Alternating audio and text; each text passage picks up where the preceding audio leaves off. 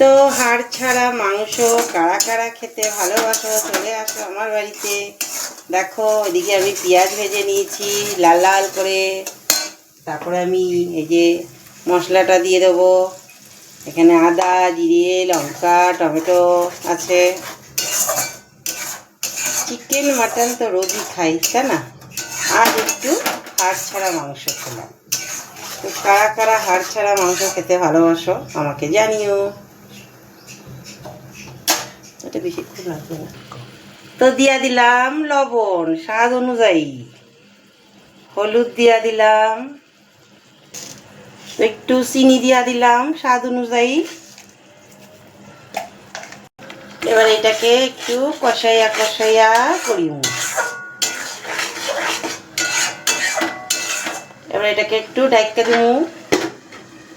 তো দেখো ঢাকনাটা উঠাইলাম, উঠাই এখন হাড় ছাড়া মাংসগুলো দিয়া দিলাম।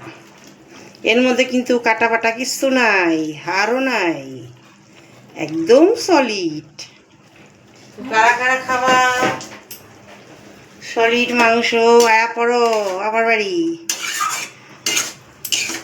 কি ভাবতেছো বন্ধুরা? আমি কিন্তু খাঁটি বাঙাল, তাই একটু বাঙাল ভাষায় কথা কইতাছি। চলো এবার একটু ঢাইক্কা দিই, ঢাইক্কা দিয়া আবার পরে নামায় ফেলি।